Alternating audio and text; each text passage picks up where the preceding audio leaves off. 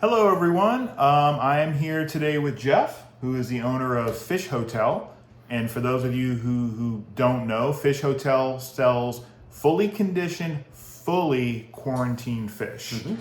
Okay, so I guess we'll just kind of start out with, because there are those out there that may not be familiar with quarantine conditioned fish, what all that involves. So maybe you could just start, Jeff, by walking us through the process. You get fish from your wholesaler, you bring them here.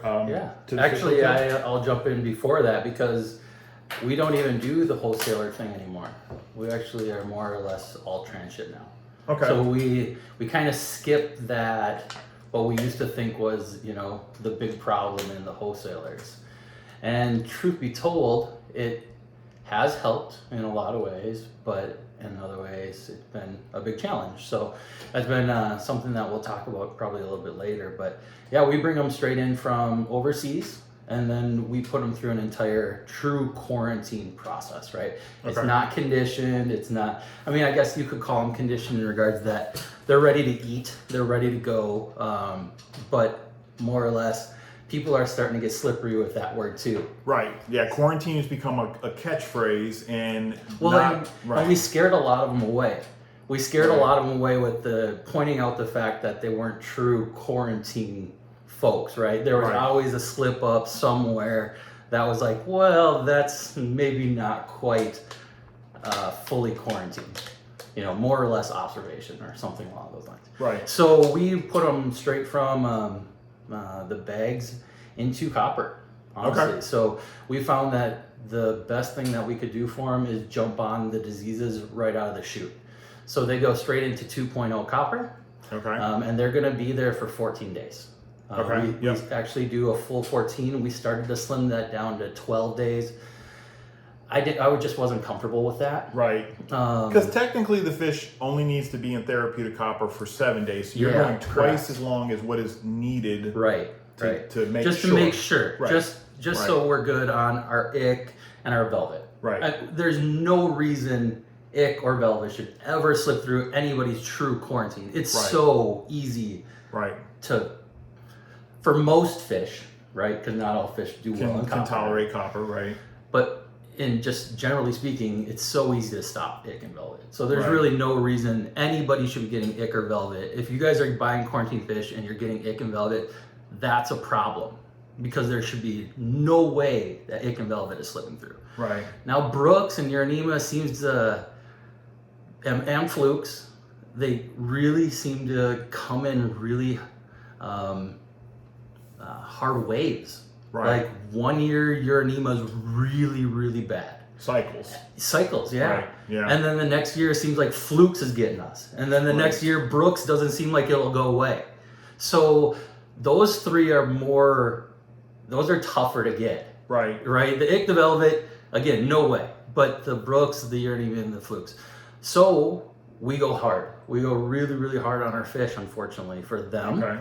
But we believe in hitting our fish hard and getting them in and out. Okay, 14 days. So you treat with copper, and this is really important for people watching this. It's important that he's sharing the specifics of the treatment protocol, the medications. We're talking about the therapeutic levels, because you said that you bring them in, you put them right in at 2.0. I know you treat it like, what do you treat at? Yep, and then the next day they're coming up to 2.35, and they'll flush the way up to 2.4. Which is above therapeutic. Right, and we got to remember that our hand checkers aren't perfect, right? They have a little bit of a margin. So we could be sitting up at 2.55, or we could be sitting down at 2.2, but we want to make sure we're over that 2. Yeah. Never, ever, ever go below 0 or 2. 2.0, right. Never, ever, ever. You're restarting. Right. That's it. You go below 2.0, you restart. Restart. So they're getting copper. That's going to take care of ick and velvet. But then you also, what other medications do you use on top of that? Yeah. So they're going to be there for 14 days.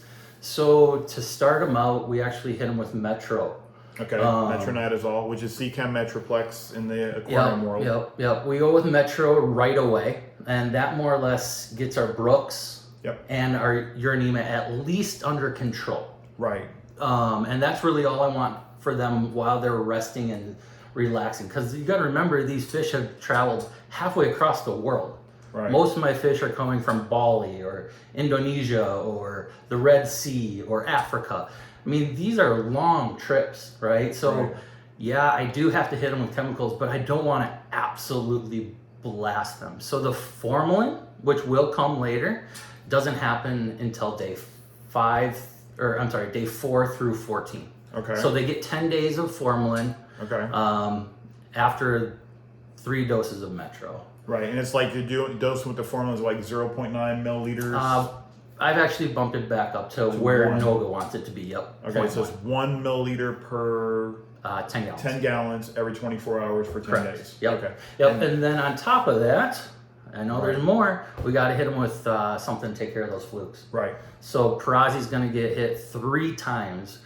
We used to go 4, but we found that was just a little too much. So we're going 3 times. We've settled on that.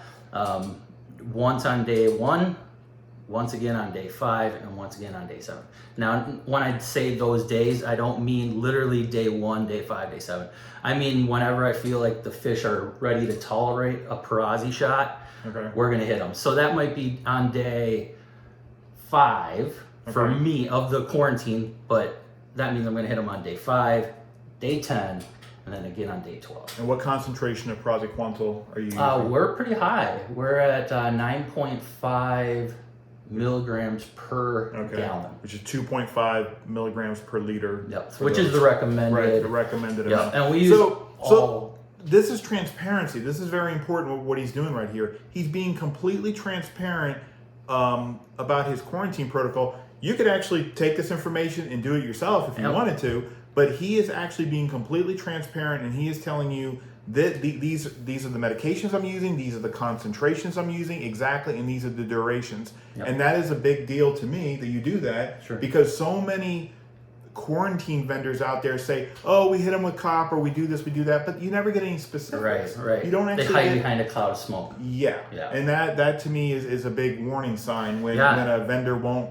be transparent and share details of their quarantine protocol. I agree. Right. And, if they can't answer these questions, I mean, or they look at you a little funny when you start bringing some of these things up, they might not quite be an expert in it. Right. So Right. stuff like that. So, yeah, you got to kind of, you got to feel out who you're buying from, right? We're not saying I'm the only trusted guy. There's a bunch of really good vendors out there, but you just got to know the questions to ask.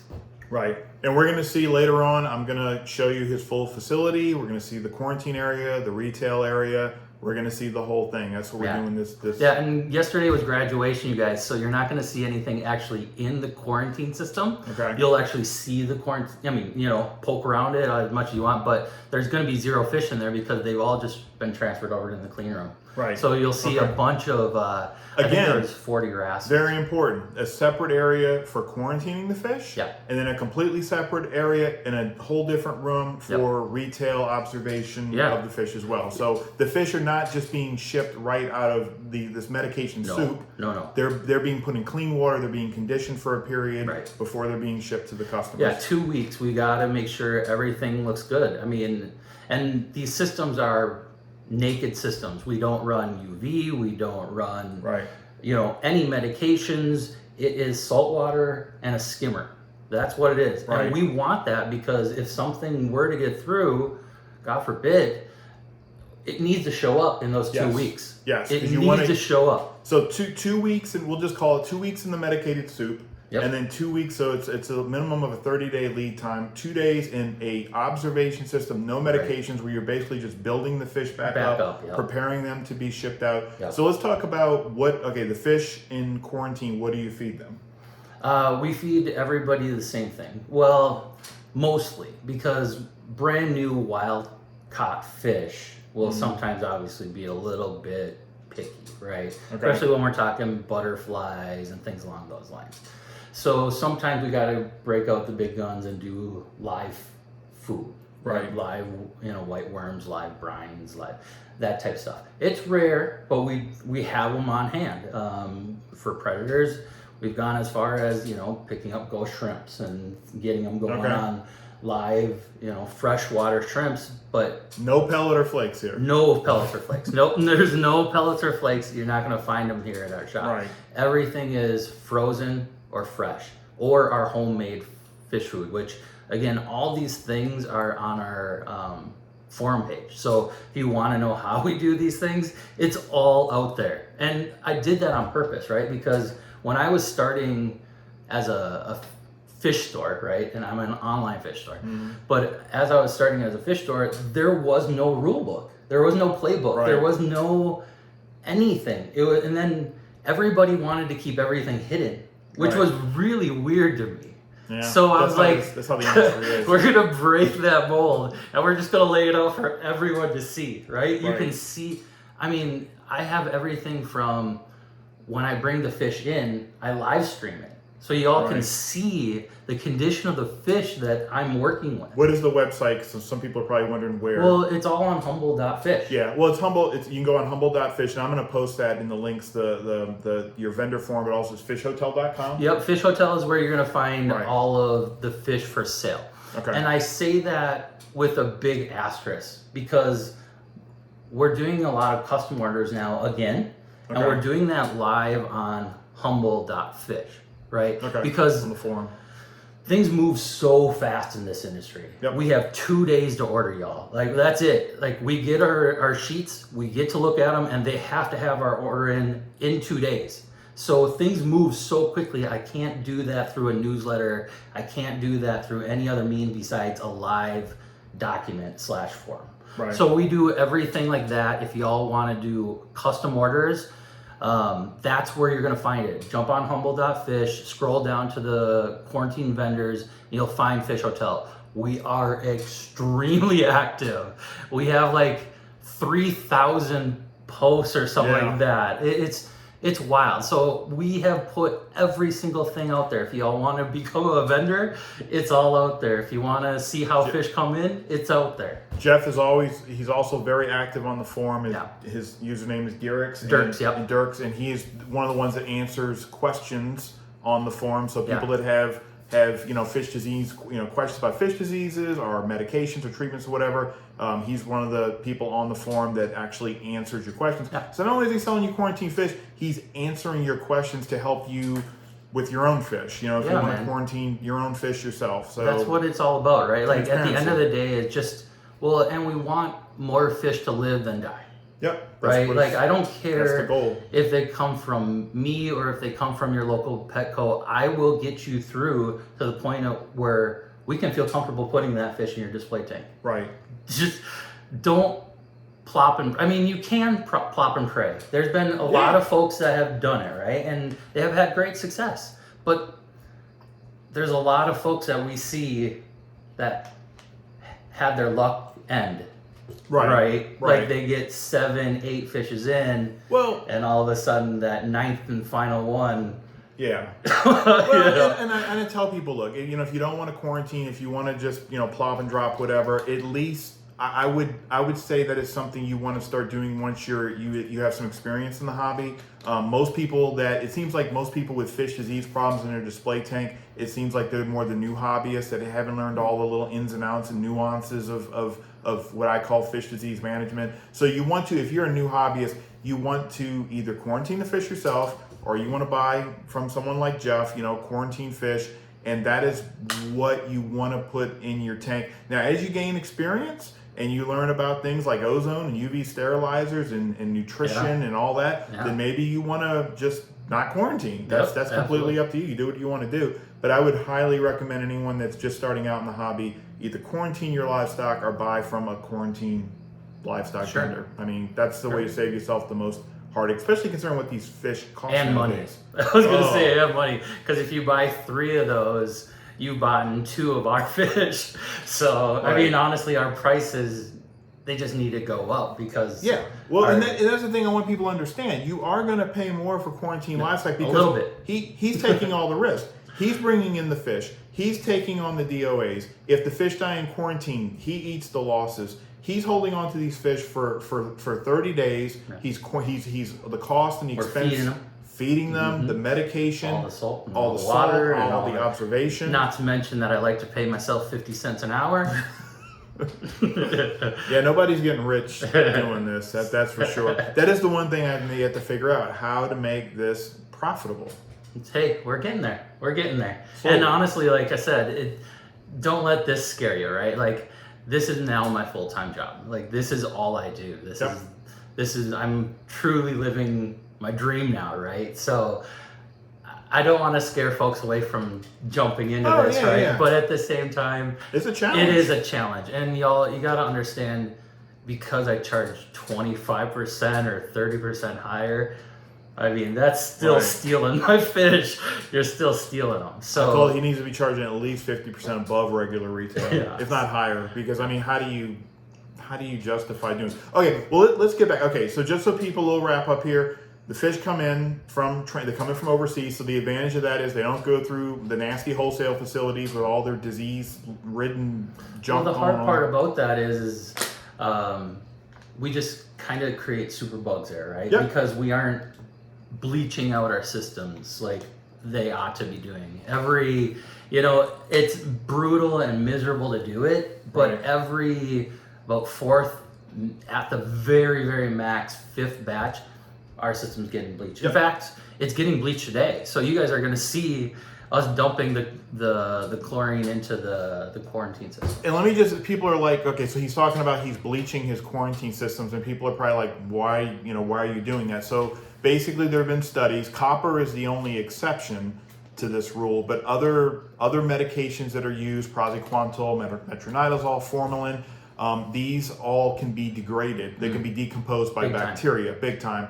So pretty much when you start out fresh with a quarantine tank, you've got 2 or 3 months. Yeah, about 2 months. Until the bacteria that's in your biofilter, it starts to spread onto the glass, and it's just everywhere. Well, and it's so strong that it learns that Prazi's coming every 2 weeks. Right. And it's like it looks forward to it, because I mean, you can smell when we dump Prazi in there, because the bacteria just goes wild. Causes a bloom. It causes that big bloom, right? So it's one of those things where by the third or fourth batch, the Prazi really isn't even working very well anymore, because it's only in the water for 4 hours, even at that high dose, because it's just chewed up so quickly by then. The first time you dose in a clean one, you see them flicking off everything and going crazy, because that Prazi's really working, right? And there's no bio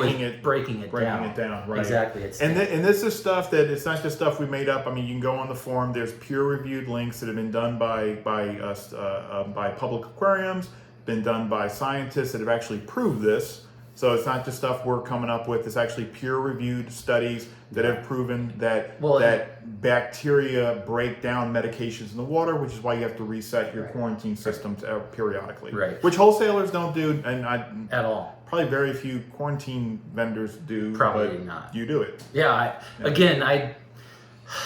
It's that problem. It's those little details. Yeah, I was going to say it's the problem in the details for me, right? Like, I can't knowingly send out anything, because I have a lot of clients that have a lot of money and a lot of tanks. Right. And so for me to make a mistake, it's not just an oopsie daisy. Right. Most of the time, we're going to be out a lot of money. Right. And we're going to be a lot of time and a lot of sad folks and a lot of explaining to do. You have to get it right. You have to. So these little things we're talking about, these little, like we're sitting here and we're talking about, well, the concentration of medications have to be exactly this, and you have to bleach the system every 3 or 4 months, and all this little stuff we're talking about, we've kind of figured out that this is what you have to do to.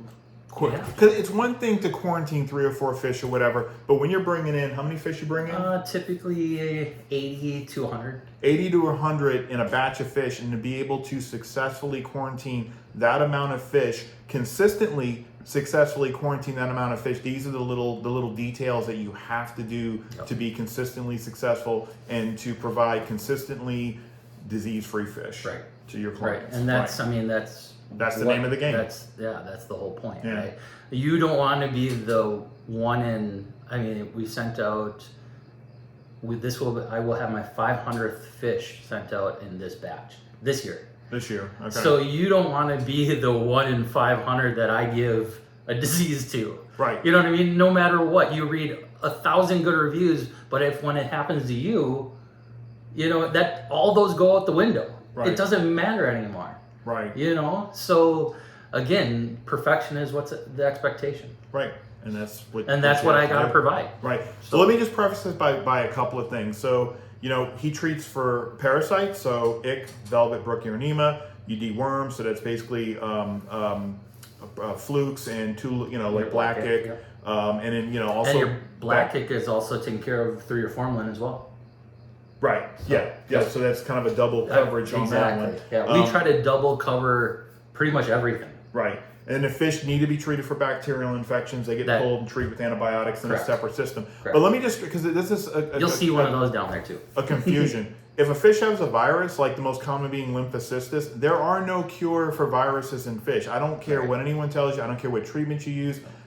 It's just kind of like, I hate to use the example, but if the human herpes virus, there's no treatment. All you can do is manage the condition. Same thing with fish viruses. And then we also do run across what we call bacterial tufts and viral nodules, which are minor issues that do clear up. So I just want to stress that they're scary looking. It is scary looking. They are scary. It kind of looks like ick sometimes. It always looks like ick to the untrained eye. Because it's little, usually they start out as little specks. Right. And so everybody sees white specks and instantly Google white specks on my fish and what's going to It's going to be like... It's going to be ick or velvet. So I just want to point out that, because I know when I was selling quarantine fish, people are like, oh, I want the fish to be 100% disease-free. Well, that's not really...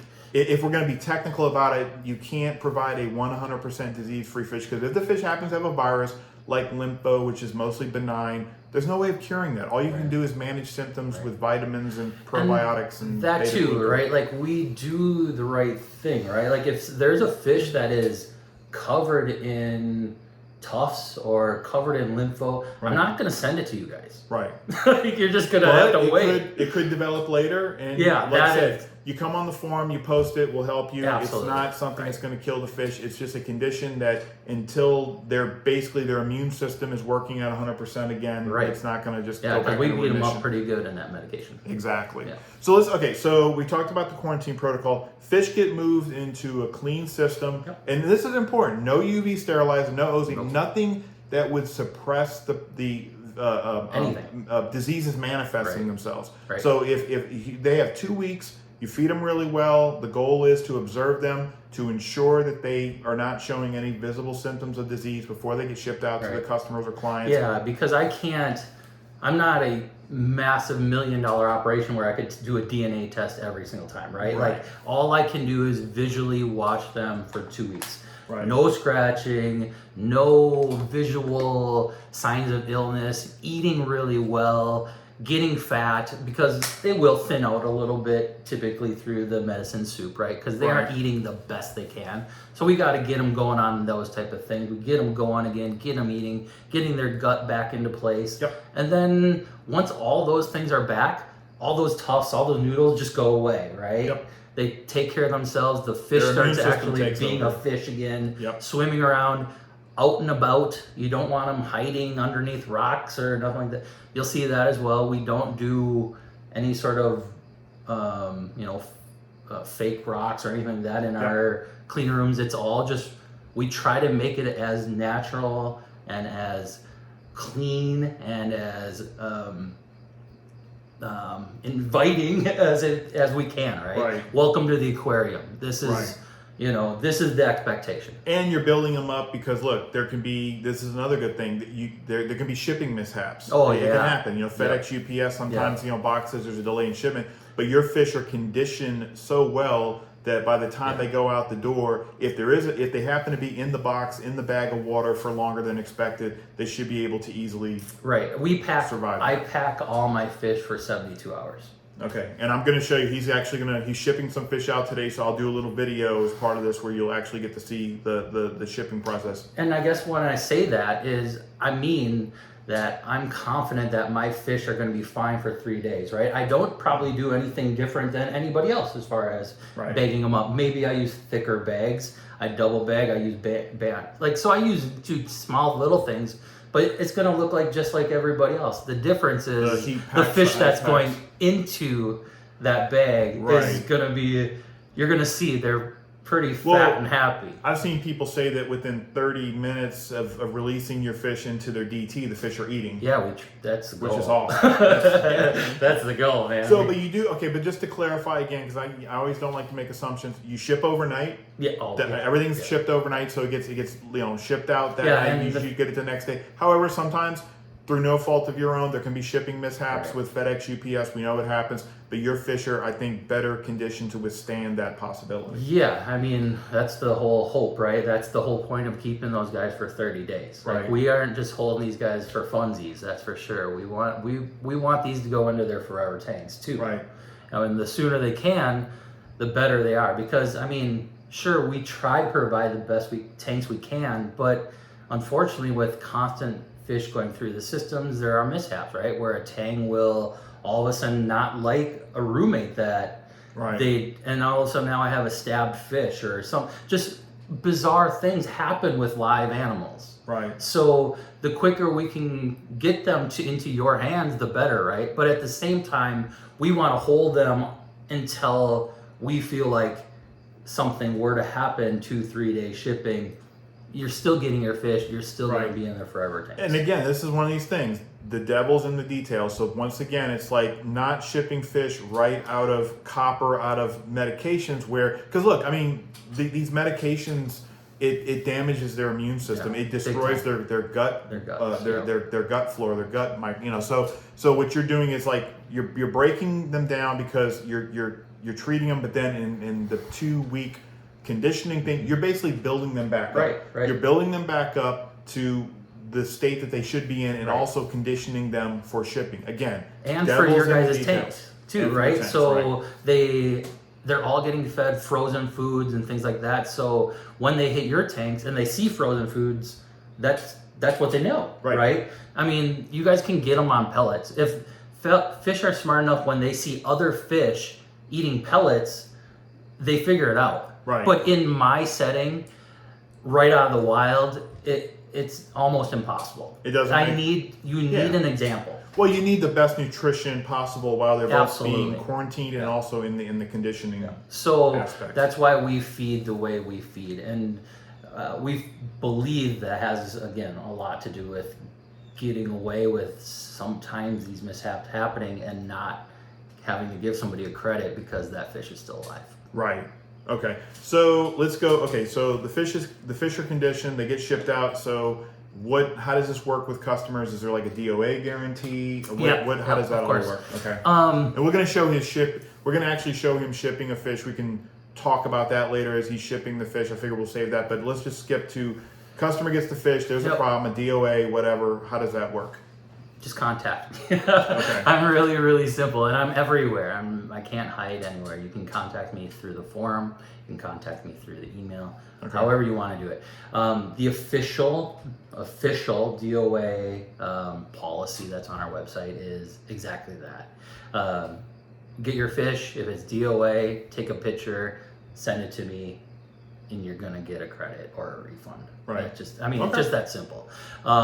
But here's the truth of the matter is we're willing to work with anybody. If you guys have any problem with any of our fish at any time, please just let us know. Okay. You treat excellent us like customer service. I was going to say to us, you treat us like a human being and we'll treat you we'll work with you. Absolutely right. Like the last thing we want is to have somebody have one of our fish and you lose it in 3 weeks and you don't feel like you can contact us or something like that. Because first off, we want to figure out why we lost that fish, right?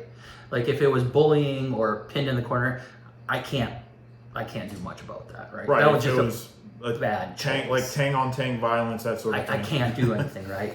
But we need to make sure that's what it was, right? It wasn't anything crazy. It wasn't, because again, I mean, you might think, this happened in my tank. Well, no, if if I don't know, I can't reach out and find out if it's happened anywhere else either. Right. So I'm all about, if you look onto the forum, again, we're pointing back there, but if you look on the forum, you're going to see all my folks started up a section that said, FisHotel graduates or something like that. And it's just piles and piles of fish that have come from us that are, a year or 6 months or 2 years down the road or whatever, when they were little when they got them, and then now that they're big. And so that's the goal. So that is the goal. Our DOA policy is that, but just know that you reach out to me and I will take care of you. Right. That's all there is to it. And that's what I'm saying. That's the goal, because one of my little pet peeves is I am disgusted by the aquarium industry. I'm disgusted with the livestock they put out. I'm disgusted with the terrible customer service. So someone like Jeff here is trying to change that by providing healthy livestock, by providing outstanding customer service. Instead of these fish being just disposable, like, every 6 months I get a new powder blue tank. These fish can live years. Yeah, and they should be. They should be. And there's evidence, like on the forum, like I said, there's a whole thread about, let's see your FisHotel graduates, I think it is. And people are saying, I bought this fish years ago from Jeff and it's still doing great in my tank. And we've been running now for 2 years. And I remember our first orders, Yeah. So part of this for me is interacting with everybody else and getting to put fish in other people's tanks and then getting to see those fish later. Like, I love it. It's like one of my, it's so satisfying for me. Yeah. So I think interacting with the people is as much fun as, doing what I do on a daily basis and taking care of these fish. Right. It's really, really fun I have piles and piles of more. They started out as clients, but they ended up being buddies, right? Right. Which is that's awesome. Yeah. And you get to know, because I'll say one thing. I know you have a ton of customers already, but so I know so you're gonna trying. Yeah, but but the thing is, it's kind of cool because you kind of get to know your clients, you get to know their aquariums, their livestock. A lot. So sometimes you're kind of like, well, when they will ask you a question about, well, is this fish or that fish compatible? You kind of already know because you're already familiar with their stock list. Yeah, and I just do what everybody else does, right? What does TJ say? I just go, eat breakfast. Help us out, bro. If you go on the forum, it's another thing. There's people like us that will help you with your fish disease questions. We're not all we have other experts, like we have TJ Eat Breakfast, who's a fish stocking expert. He can tell you this or that is compatible. Behavior, the guy is compatibility. It's amazing. It's kind of a one-stop place for if you need advice on whatever, or you want to buy quarantine fish or whatever you want to do. Or if you just want to show me your tank. Or you just want to show off your tank. Yeah, do a build thread. So, okay. Well, before we go down, we're going to actually see the shop. We're going to see all the tanks and the fish. Anything else you want to say? No, I'm an open book, as you know. Okay.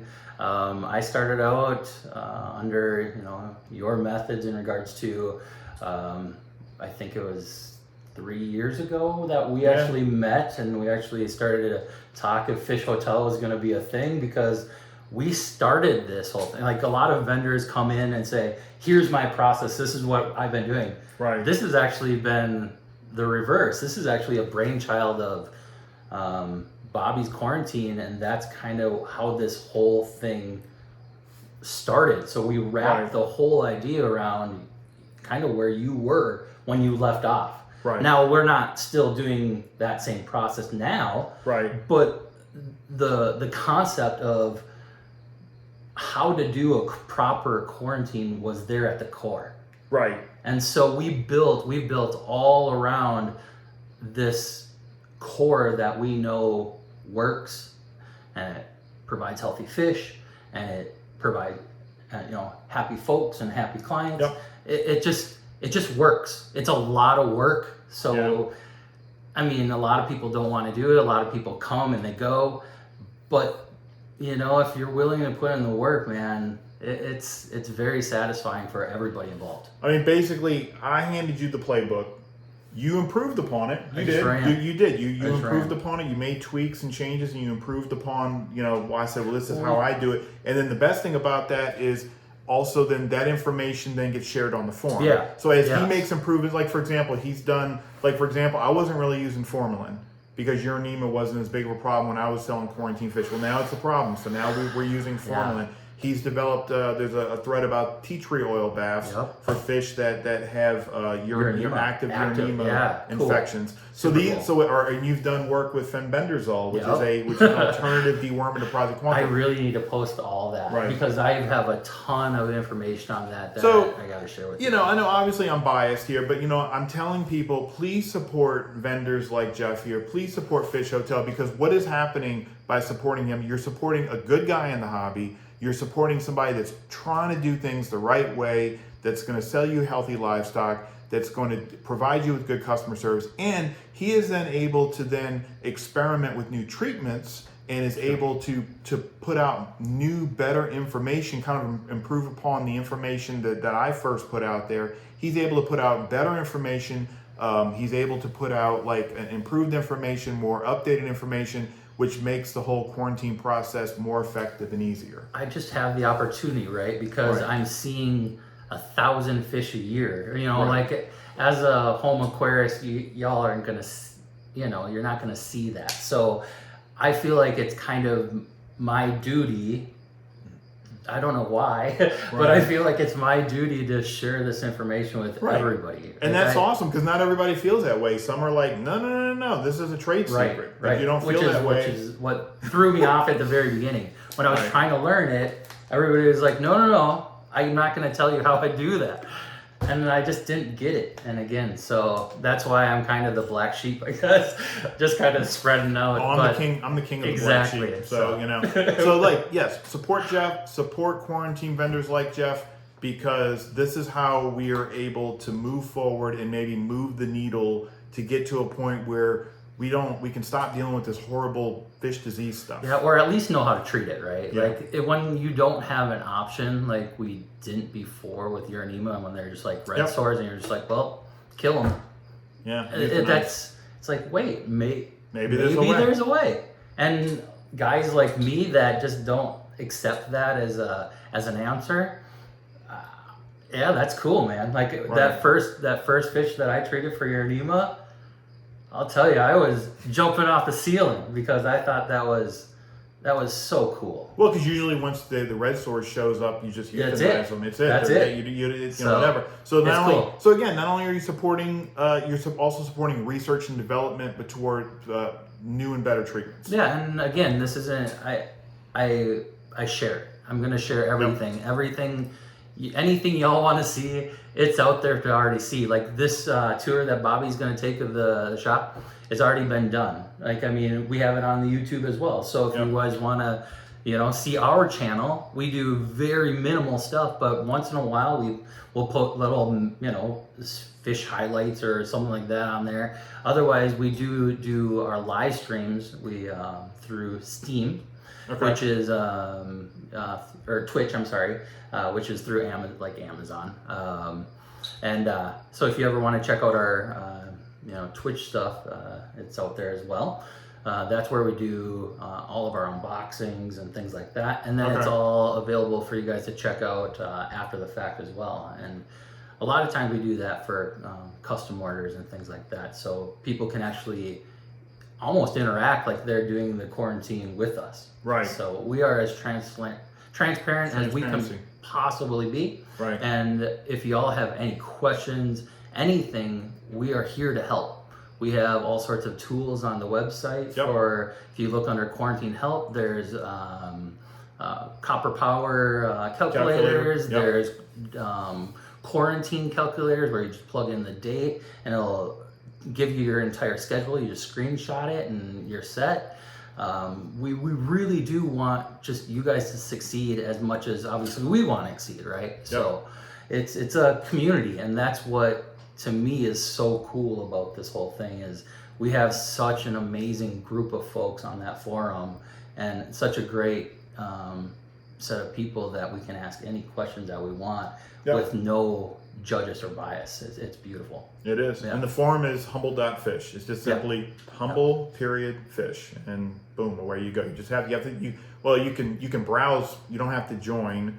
Yeah. But yeah. you can, if you join and create an account, then you can post, like Yeah, and we're threads, doing like questions, and answers. the picture of the month, right? And Fish Yeah. Hotel's giving away $50. Yep. So I mean, we do all sorts of just fun stuff. We do once in a long while we'll do like games and auctions and just weird things on there too, like just popping up out of the random blue, right? Like Yep. no plans. We just do things a lot of times on the Fish Hotel section of that website as well as humble.fish. Right. So if you guys if you want to see what we're doing, there's a little section right up top that you can follow us as well. So you guys will see anytime we post the custom orders and things like that. Because again, you got to jump on it. We got to go. We got to move right away. And we were just talking about too.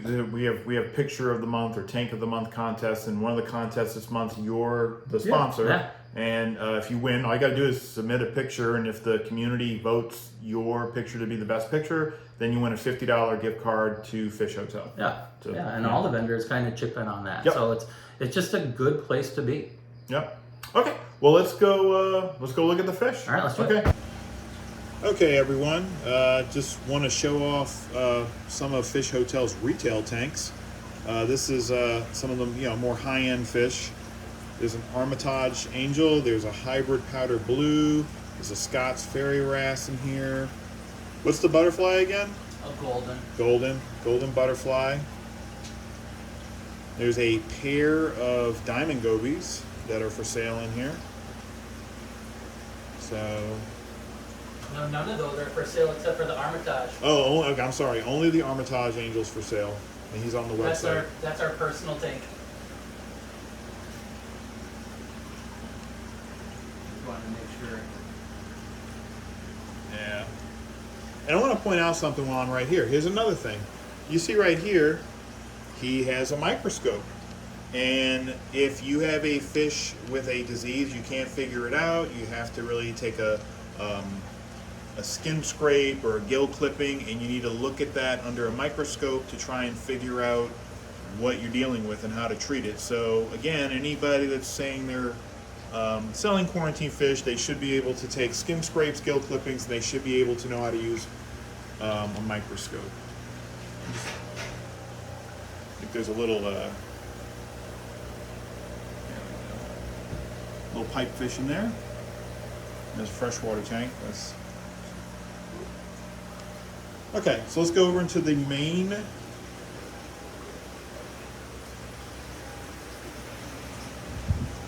go over into the main retail room. So this is the retail room.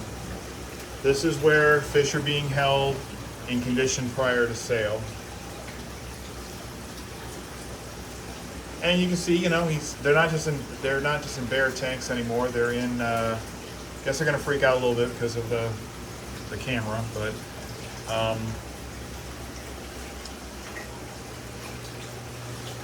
They're not just being held in like bare bottom tanks anymore. They're in, a more natural environment with rock.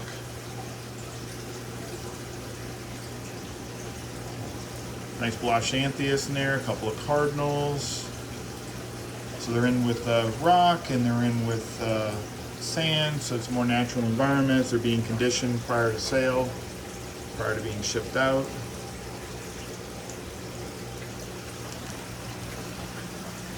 These are a little dirty. I don't know if I'll be able to see anything in here. A pair of clowns in there.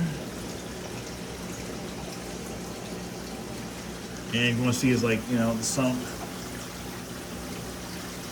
And each of them has protein skimmer in each system. So the water quality is being maintained. It's like a little flasher wrasse in here.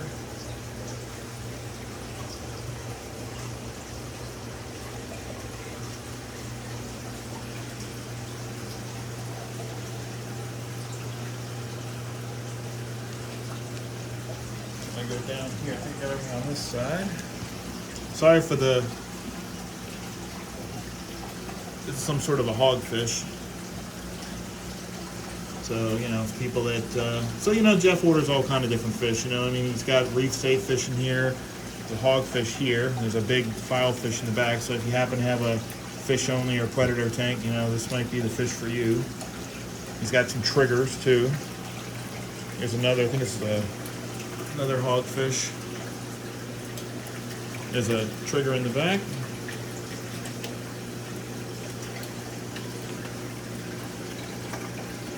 And he makes like kind of like that, how he makes the little bridge, so the fish has like a place to sleep at night. So yeah, if you it's a coral hogfish. So if you've got a fish only or you've got a reef, he's got fish for you. Okay. Another section of retail, and again, just to kind of show it off. There's the back, the plumbing. Everything's plumbed into a sump, and skimmers are in every system to maintain water quality.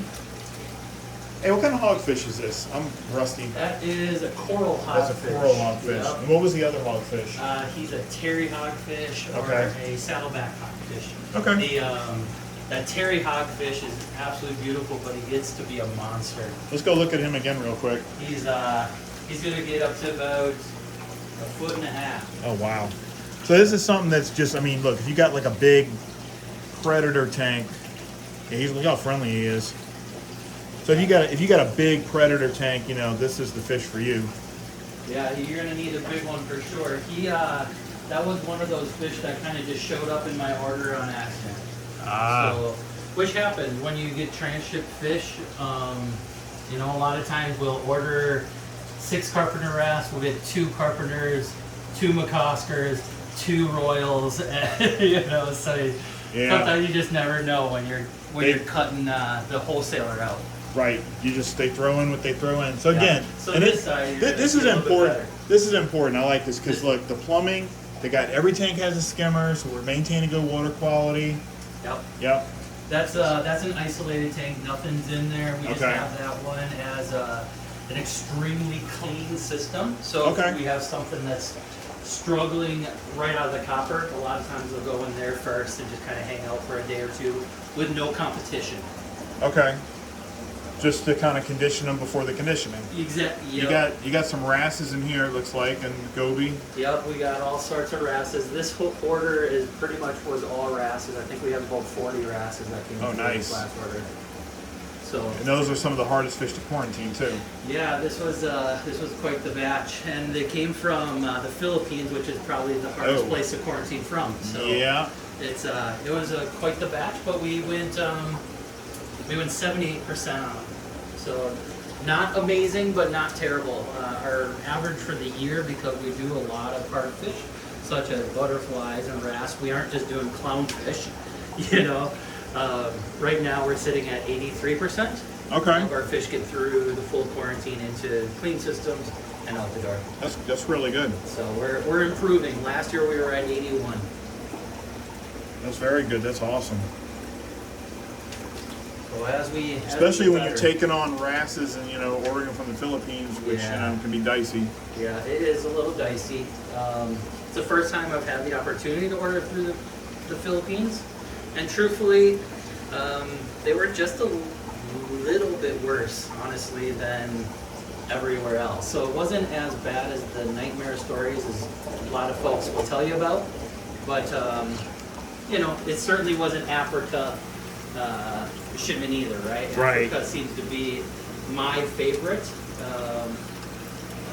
place to order from, because they just come in and they take care of their fish really well, as far as giving them proper bag sizes, proper water size, amounts and things like that when I bag them up. Whereas the Philippines was a little bit short. Is this what wrasse is this in here? The big one. That's a red line wrasse. Okay, that's really pretty. Yeah, those guys are really pretty. Is that the same genus as like a Melanaris? It is. Yep. Okay. That's nice. That's a nice alternative to like a Melanaris. Yeah, Not everybody likes Melanarises. The dusky is over there that everybody likes as well. So that's another one that a lot of people have found that nobody really thought of, because nobody thinks of anything outside of the ornates or the Melanaris system. Yeah, I'm trying to get them, but yeah, they see this camera while they're using it, and they're just That's a zigzag wrasse. You're seeing zoom past there. So it's I kind of got them another right there. kind of a weird one that you just don't see very often. Not super colorful, but that personality of him is stellar. Oh wow, what's in here? See, I don't know my That's wrasse. a Scots wrasse Wow. and a fox face. Okay. That's a super male fox. So that's the same one that's in the 125. He's Okay. just colored down a little bit because he doesn't have another wrasse to get them all fired up. Are all these like already sold? Nope. Nope, None of okay. these are sold. These No. are actually, there's a handful of them that are going out the door today and tomorrow. But other than that, everything that you see here is going on the website. This was strictly for a website order. So Okay. everything should be released in about 2 weeks on the website. I'm gonna try to get this on the YouTube channel today, so then that would kind of help. Yeah, no worries. Yeah, kind of help with the. Yep, so those will all pop up here shortly. If you have There he is. the newsletter is where we'll tell you the release date. So if you sign up on the website about our newsletter, that's where you're gonna find the exact time and the day that these all get released. Okay. How do they sign up for your newsletter? Just jump on the website and then right on the very top menu, there's a newsletter button. Just click on that. Just all you do is provide the email address, and I don't even think you have to provide your name. And the only things we send out is a heads up to let you know the time and the date that fish are released. Is there? Don't do anything else with that newsletter. Okay. Is there a rosy scales in here? Those are, one of them's a female pintail. Okay. The other one's a royal. Ah. So See, I don't know my wrasses like I should. Yep, there is a red fin. I think he's on the left of you. There's a down there. I think there's one in there. But Okay. again, they hide all the time. Yeah, wrasses are real skittish, and I mean, I'm not helping with my. And it was iPad. graduation day yesterday too. So these guys Oh, okay. were just handled yesterday. Okay. And they were, at 5 o'clock. So, they're already out and about, even though I caught them yesterday and transferred them into new tanks. So Nice. Maybe They are a little skittish, but Because you're not feeding today, right? Because it's we shipping haven't day. fed yet. Okay. no. Okay. Yeah. So they're ready. They're coming out to see if you're gonna feed them. It's nice. That's a nice carpenter That's ass. a nice carpenter's wrasse. Yeah. That's nice. a red chorus. Nice. Okay. Let me stop this. Okay, just gonna do a real quick video right here. There's nothing actually in quarantine because everything got graduated on Saturday, but this is the quarantine area. And you said that everything, you're gonna bleach all the tanks today? Yeah, everything's Okay. getting bleached today. So things are a little dirty right now because he's gonna be bleaching the tanks today, but Yep, this is after, so this is what it looks like after 4 rounds of quarantine. okay. So we're getting into that pretty grubby stage where there's even some particles that are floating in the water and stuff like that. So Okay. it's definitely time. But the beautiful thing is this is all tied together as one huge system. It's 205 gallons. And it's as simple as dumping 2 gallons of bleach into this. Yep. And off we go. We let that run through for 24 hours of pure bleach, and then not pure bleach, but obviously with the bleach in the system. And then after that, this is all hard plumbed into. Right down here with the skimmer and everything. Yeah, it's actually hard plumbed in as well to be able to throw the switches on some of these handles, so I can pump the water directly out and into the drain. Oh, nice. So I don't have to do buckets. And then same with it coming Got one in. there. Yeah, it goes Yeah. up, all the way down, all the way Goes through, around. and then, yep. Nice. So that actually makes it so I don't have to carry any buckets at all. That's awesome. And then to get it back into the system, we actually, for the quarantine system, we do tap water and then dechlorinate. Okay. And then we run carbon through it for 3-4 days. Which is what So that that's reactor. what that reactor Yeah, is. that's what the down. reactor's for down there, right? Yeah, there. so obviously we'll dump all that carbon now because that's all been used up. So that'll get all refreshed. We'll run carbon through there with the fresh tap water. So we're getting the benefit of the, chlorine to also help clean while Okay. and then we'll dump that, we'll reset it again, and then at that point we'll have a fresh, clean quarantine system. Okay. Good deal. Yeah. Awesome. Yep, we had to figure out a way to do it efficiently, because 205 gallons every 4 weeks of water, 100% water changes. Right. That's a lot. That's so a bit we had to much. make it into something that was efficient. So everything Okay. is automated on this system. Okay. Shut that. Okay, this is actually your auxiliary quarantine system. Maybe explain to us what Yes. this is So this is another 100 gallons. There's 40 up top, 40 below, and then another sump. This is all runs copper as well. So what happens is, if I'm right in the middle of quarantine and let's say a wholesaler pops up that they have something really cool that I want, I'm able to go ahead and still pick them up and place them into one of these systems on a completely different schedule. without So- compromising the other fish that Correct. are already being run through quarantine. Yeah, so Right. that way I don't have to start anything over. Nobody has to go and refresh, nothing like that. Okay. Yeah, that's a good idea. That's awesome. Yeah. It just kind of hangs off to the side of the other quarantine system that I have. What are these, like The 40 200. breeders? Yep, those are Couple 240 40 breeders. breeders. Yep. So Cool. I can separate those out into 4 tanks if I want, or 6 tanks because I have custom dividers that I can put in. Awesome. Okay. Cool. Okay. So we're going to talk here about, so one thing we didn't talk about in the first video is you also have to treat these fish for internal pathogens. So, you know, Yeah. intestinal worms, internal parasites, you have to treat them typically with praziquantel or fenbendazole for intestinal worms, and then metronidazole for the internal parasites or flagellates. So you're going to kind of give us a little, you know, how you do that. Yeah, so we get asked, I guess, exactly that, how we do it as far as medicated foods and stuff like that, trying to get these guys to eat it. They clearly don't like the medications, the Parazi especially, they not big fans of. It really has a bitter taste. Chloroquine is also really hard to get fish to eat.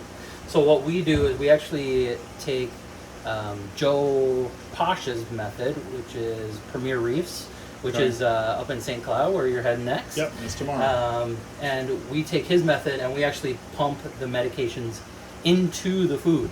So I'll show you kind of how we do that. But first, let me show you an example of a fish that really needs our help, and we need to get these worms out of. This Okay. clownfish in Yes. here, Yeah, we'll go. he's kind of floating around. He's not looking super hot. The female. This large female right here. She just kind of isn't doing great. All of her poop has been nothing but very stringy. Anything on the inside, no substance to her poops. It's just the casings. So we know something is getting to this fish. As you can see, it's thinning out as well. So we need to jump in and we need to get this guy to get those parasites out of there. So Right. let's go do that. Okay. So what we do, again, we're gonna pump these things full. Oh, I'm sorry. That's okay. We're gonna pump these things full of medication. So up here, this is actually a brake pump. As wild as this is, I do it in pretty large batches, so I use a full, all-out brake pump. Where in your case, you can actually buy little kits. If you look at Premier Reef's signature, they'll show you exactly what you do. $12, I think, on Amazon. You can get these brake bleeding kits to Okay. do exactly what I'm doing as well. So it's not that expensive to do. You're gonna want freeze-dried food. We personally like the brine shrimp because it tends to absorb the most medication for us. And the fish seem to always react to the brine shrimp, where the frozen or freeze-dried mysis is kind of hit or miss, at least Right. in my case. So these are kind of the best that I've found that the fish will hit on. So all I'm doing is I'm just grabbing a handful of these guys, and everything as far as you're gonna see is it's kind of like watching a cooking show where I'm not gonna measure anything out. I know from doing this 100 times over that about where we need to be. We will measure out the actual medication, but Okay. that's it. As far as about how much food this is gonna make, I can tell you this is gonna be about 4 tablespoons, the big tablespoons that we want. 1 scoop of fenbendazole per tablespoon. Okay. So that's where we're going to be for medication, because they're not going to eat a lot of it. So what we do get into them, we want to get some into them.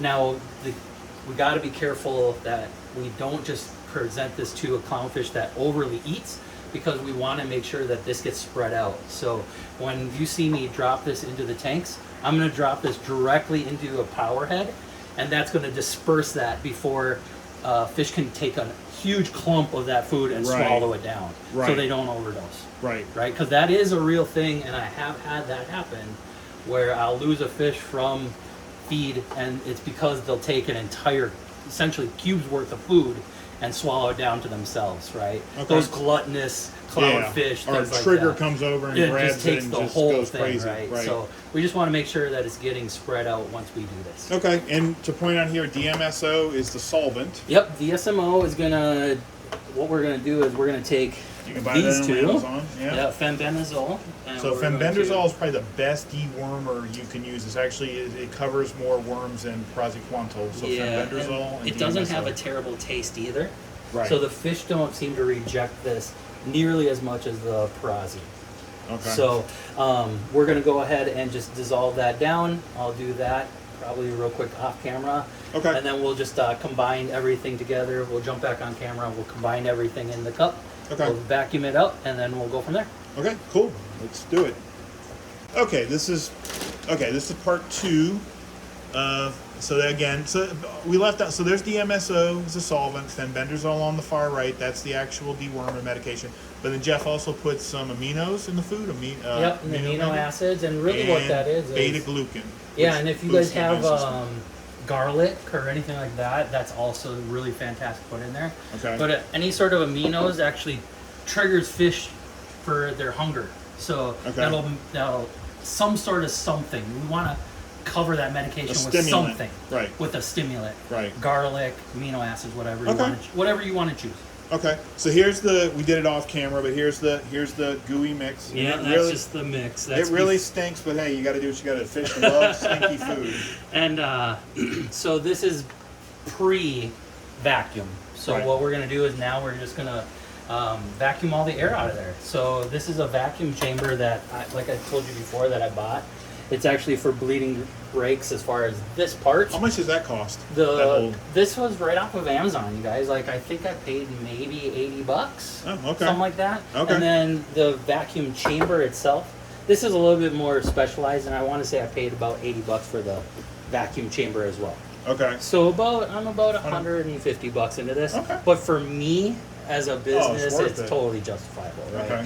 So what you're gonna see is you're just gonna see all those brine shrimps just start to expand. So we're gonna pop on the motor. It's gonna start sucking out the air, and then we're gonna start seeing that getting pulled in. Shut off the input. Trying to get a good. Yeah, it's got a good view. Perfect. See that? See all the bubbles happening there? Just pulling all that air out of there and letting it get absorbed into the cubes. So we're actually pumping that medication into those cubes. So we're gonna let this go for about 3 minutes. And this just gets mixed in with your other feed, right? Nope, we'll actually feed just this for one of the meals of every day for the next 7 days. Okay. Okay. Nice.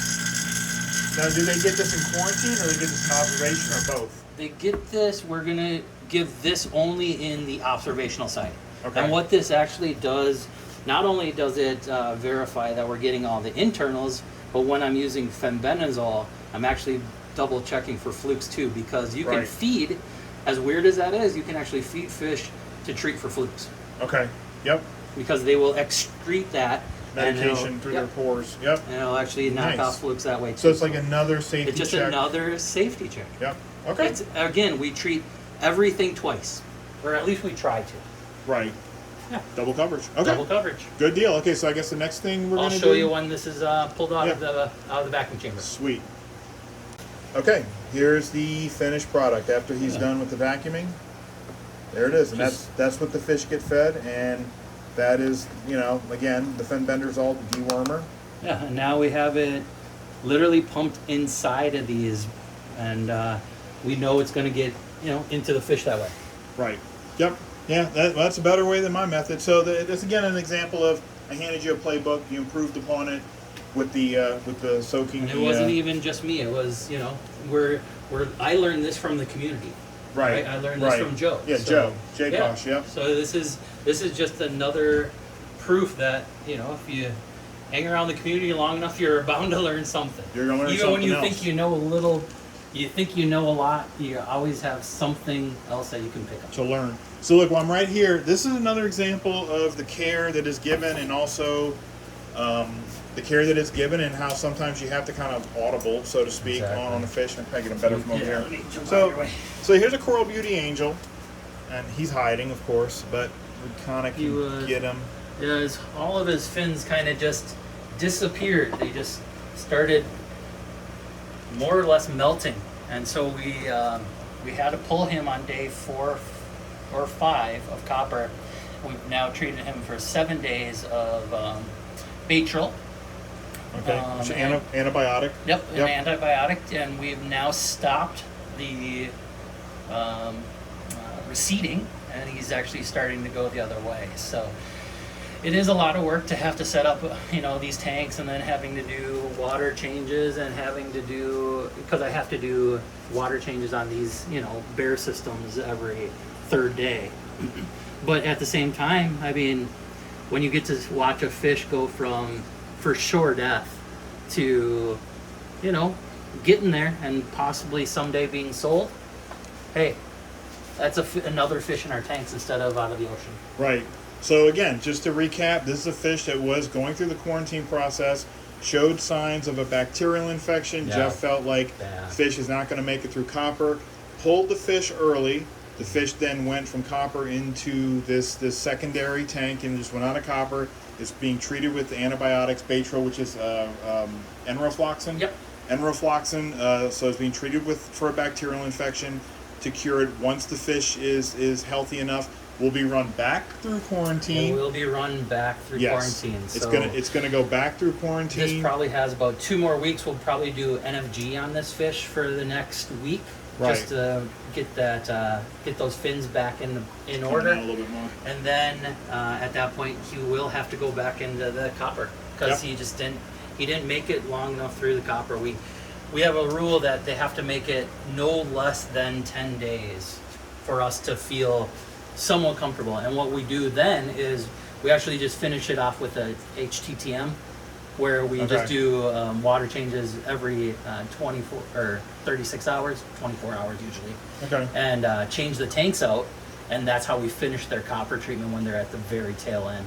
Okay. But this guy, unfortunately, we lost him into this, or not lost him, but the bacteria really set in Right. pretty early. So he's gonna have to run back. And that's through. awesome because most people would just be like, "Yeah, I'm not. It's just a coral beauty angel. I'm not gonna like pull them and Yeah. use expensive antibiotics and all that." But it's like, no, you care That's about the it. fish. You're That's like, it. that's a life. That's it. So let's give them the best treatment we can. We gotta give them try. the best chance We of gotta survival. try. So for those who don't know who HTTM is, because we're using terminology, that's hybrid tank transfer method where it's actually an alternative to using copper. You can do transfers in conjunction with Great. 2 hydrogen peroxide baths. It's just an alternative way You're of just treating. outrunning the illness more than anything else. Right. At least you're icking your velvet. It's just not something you normally want to do on a commercial level because of Correct. the work Yeah. involved is- Yeah. and The astronomical. the amount of salt. Yeah. All right. Good deal. All right, little buddy. Well, hopefully he will survive copper and go to somebody's home. Yeah, we'll give you guys an update on him as soon as we get him all fixed up. Sweet. Okay. Okay, his little snippet here we'll include in. So this is Jeff. So basically used this as house. Yeah, so this is just home insulation that you Okay. put in homes, on walls before, at least up here in Minnesota, we have to put this in because our winters are so cold. It's a 1/2-inch insulation foam from Lowe's, styrofoam. Yep. And we build all of our boxes out of this. We do use a wire cutter, so all of our cuts are super precise. So when we put our boxes together, you'll see how tight they are. If you've ever received any fish from us and tried to take those boxes apart, trying to get that first panel out of there is pretty tough. And yeah, and that's, we want it to be as absolutely tight as we possibly can. But we also actually want it to breathe. That's why we like our boxes so much, is because, like for heating packs, if you run out of oxygen inside that box, those heating packs are dead. Right. So having just that tiny little bit of wiggle room that Yep. lets in just that tiny bit of air. I can remember like breathe a drilling little holes in my Yeah. boxes and Yep. through the insulation so that the heat packs could Exactly. breathe for that reason. I do that Yep. as well. Yeah. So we do that, and then just this little tiny little nicks and cracks obviously lets in just a little bit of air in there as Right. well. So now we're moving on to the shipping aspect. So these are like the details that kind of go into it that improve your success rate, and you'll have less issues shipping the fish. Yeah, as far as getting them to you guys safe and sound, and to keep our shipping at $45, these are the things that we have to do, right? If Right. we actually were to go out and buy the U-line coolers that you guys will see a lot of times that you buy corals from, these small coolers that have the back or boxes wrapped around them and things like that. Even for us buying them in bulk, we're still paying $9, $10, $12 for those things.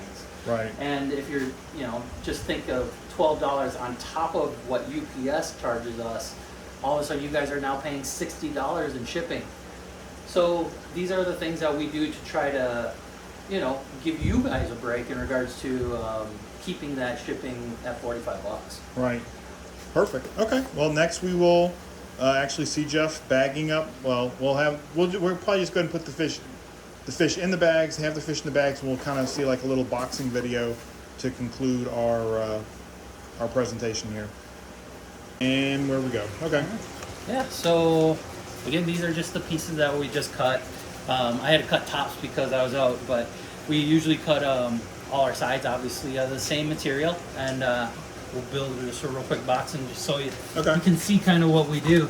And it's really as simple as a jigsaw puzzle. Everything's gonna go together really, really tight. One goes on the bottom, 4 are gonna go around the edging. And as we build this, you'll see how tight this actually gets. I'm gonna turn that one over so I have a flat top. And as you can tell, that one's getting tighter. And then this last one, kind of a bear to get in. But it's nice and tight. But it's nice and tight in there. So And that other one goes on the top. and then we got one more that'll go up top, Okay. like this. But before all that, we want to make sure that it's not just styrofoam, right? So of course we're gonna roll out our paper. Our fish are gonna go in here, and we're gonna build a little nest. So this particular box, this is just gonna have one Nigeria triggerfish that's going in here. Okay. So this is gonna have one big bag in the center, and then we'll build and tear up paper pieces to kind of build that nest around it. Okay. Like So- to insulate. Yeah, Okay. so we'll insulate it. And what that actually do, we're trying to make air pockets inside of that paper. Okay. So that way, in the wintertime, the heat can get inside of that paper, inside those air pockets, keep that air warm, and of course insulate it. In the cold, or in the summer, it's the opposite, right? We want those ice packs to spread out through the paper down into those little air pockets and keep that nice and chilled for us for as long as we can. Okay. Okay. Well, let's go get the fish. Awesome. Okay, so this is his vat room where the salt water is, and there's RODI and all that. So now this is another little important thing I feel. So Jeff, so the salt water here is matching, the salinity matches and the temperature matches your observation Correct. retail tanks. Yeah. So we run everything at 1.025 in Okay. the clean room, and then we ship them to you guys at that same level because we know that these are going to go directly.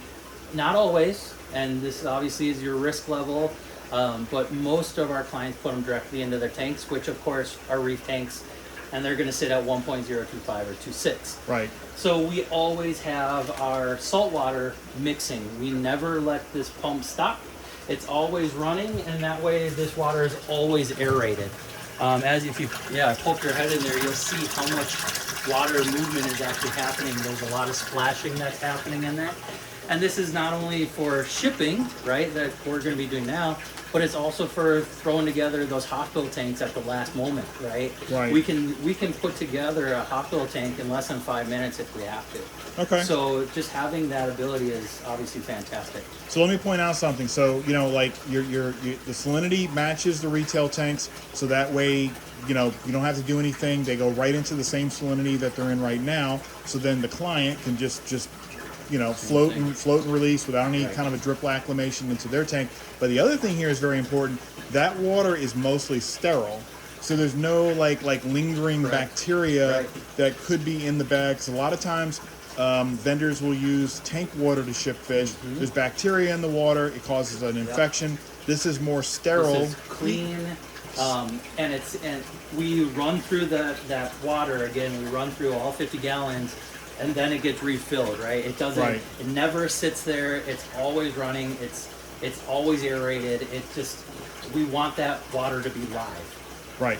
You know, we want truthfully, there's heavily probably oxygenated. Yeah, highly oxygenated, and truthfully, there's probably a lot of good bacteria in there too, as far as you know, your cycle, because that salt barrel has been there for quite a while. It's constantly cycling new salt. So yeah, we really rely heavily on this mixing station, and every single day we need to have salt water at hand, at the ready, at the right temperature, with good aeration. Okay, to fill the bag. Yeah. Yep. Okay. All right, so he's gonna fill his bag up. Like I said, very important to use, you know, good bacteria, but like say more sterile like water. You don't want to use tank water to ever ship fish, if you can help it. Okay. Now that we have that, you guys have seen in there, there's actually a cover that goes on that as well, right? So we do try to keep that as clean as we can. Cool. Okay, I wanted to show you something really quick. So what Jeff does is, instead of using a net, because we don't use any nets here. We always use hard plastic. These are from the dollar store, and I use 3 different levels. This is what you're going to find them as. And then a lot of times I'll cut off the handles, because obviously the fish love to swim through the handles after you stick them against the glass. So we typically will come down, but for the real big fish, we still have to use the big guys. But yeah, and then we have the real small one, and that all just is really depending on how precise we need to be sweeping through our tanks, right? Like in something like that tank over there, that all those rocks are in and it's real tight with small fish, we're gonna use the real small, low profile basket. To get them out. Where, you know, something like the triggerfish, we just use this guy because I'm still able to get through the rocks, but gives the fish enough space once they're pinned against that glass, right? So, and the beauty of it is they don't get tangled in the net and do damage. Triggerfish and wrasse teeth are notorious for getting tangled up in those darn nets. So we don't do any nets. You will find metal strainers as well. Cool. So we do metal strainers and plastic fins. Okay, good deal. Yeah. So okay, this is the guy that's getting shipped out. You know, we got a Nigeria triggerfish that we got to ship out today. This is one of them. Obviously, we do use pure oxygen. If you kind of come around the corner, you'll see our big oxygen tank over there. And all we're going to do is pump this bad boy full of pure oxygen. We do try to go half and half is where we aim for. So we're going to aim for half water, half air. And again, we're doing that pure oxygen and about this much simply for the fact that we know this guy's going to be pretty okay as far as oxygen levels for a long while, especially with that pure oxygen, right? If we're just, you know, blowing just your standard, you know, air in there without it being pure oxygen, we might be talking a different tune. But again, with the understanding that this is pure oxygen, that really gets us that extra mile. Right. Yep. So pure oxygen. Pure oxygen. Everything we do is we use rubber bands. We don't use any of the metal clips. Again, that simply because I know this bag is going to be tied up. It's going to be tight and it's going to be safe. Where those metal clips sometimes will just clip just an edge. Yeah. And it's just a very small, slow leak. and then we're all in trouble, right? Yep. UPS is upset with me. My clients are upset with me. I'm upset that we lost an animal in shipping. You know, it just really, really bad news bears all around. Now what you're seeing is I actually tape up every single corner. I don't care if it's a big fish, a small fish, every single bag is getting taped up in the corners. Okay. And therefore, they aren't getting stuck in these corners in shipping. A lot of times if you don't do this, you'll find that your wrasse come to you and they are jammed in the corners, or blennies, Yep. or things like that. And you're not even sure if they're alive because they've been jammed in that bag corner for who knows how long. Right. So this, taping up the corners like this, there's nowhere for that fish to hide into these corners. It's a square. It's literally a square Yep. that he cannot get in nor out of. So with it being a trigger fish, we're gonna actually triple bag this guy. So Okay. we'll put one more bag outside of this, we'll cut it short, and then we'll actually put the exterior bag over the top. So there'll be 3 layers for trigger fish. Awesome. Okay, this is the final product. So here he is. He's been triple bagged. Yeah, he's been triple bagged now. He's got his corners all taped up, and now all we got to do is get him actually into the box, get him comfortable in there, wrap him up nice and tight, and get him along his way. So Okay.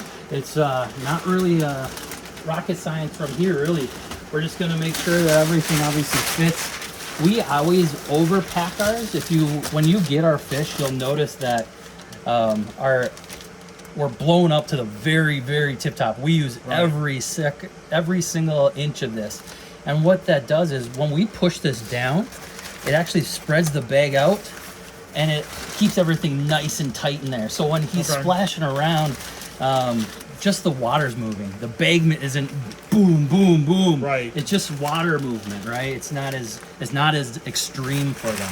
So That it's makes as sense. simple as getting that put in. We're gonna build that little nest that we talked about. So that way, the bag can't shift. Yep, so the bag can't shift, and we're not packing this really, really tight. We're actually trying to keep this so it has those little air pockets in there. So we're kind of crumpling it, and we're kind of just lightly kind of pushing it in there to make these little air pockets. Because if you're just cramming it in there, it's not going to get anything in between there. And this is important because we all know that, sometimes the shipping companies are not gentle with these boxes. We can't really help that. All we can do is mitigate what they're doing as best as we can. That's what you see him doing right here. He's trying to mitigate, trying to keep this animal as safe as it can be to get to his final destination, taking worst case scenario into consideration, which is all you can do. Yep. And so what we're going to do is this top is going to go on there. As you can see, it's tight in there, what we want it to be. So when this gets all tightened together and that tape gets tied together, that bag is in there and it's not going to just clunk, clunk, clunk, clunk, clunk. Like I don't want to name vendors, but I've gotten fish from custom orders for folks that I'll quarantine their fish for them and they'll order from other vendors and things like that. And boy alive, they're in there just flopping around, and the stress on those poor fish. So again, just trying to pull just any sort of little stress off the fish, because this is already extremely stressful, right? So going into the box. And you do this all by yourself? Yep. No help? You're a one-man show? I'm a one-man show. Yeah. I have help in the evenings around 6:30 after I disappear out of here. Okay.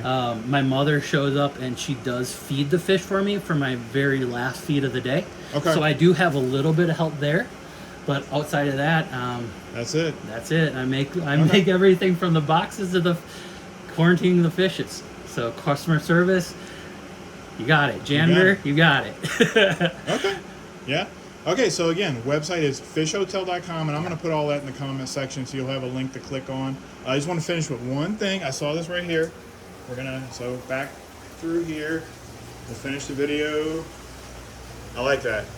The FisHotel retail room, please keep all fins out of the tanks. Yes, sir. All right, so thank you for watching. Thank you, Jeff, for allowing us to You bet. interview you and showcase FisHotel. Yeah, and thanks for coming. It's been an absolute blast. One, to obviously meet you. Yep. This is the first time we've gotten to meet Yes. in person through the entirety of the week. So it's been a pleasure to finally put a face to the name and Yep. my mentor. So the pleasure's been all mine. You guys are welcome here anytime. Awesome. Yeah, we enjoyed meeting you as well, and thank you for letting me to see everything that's going on here. Yeah. All right, everyone. Thanks, you guys. Take care.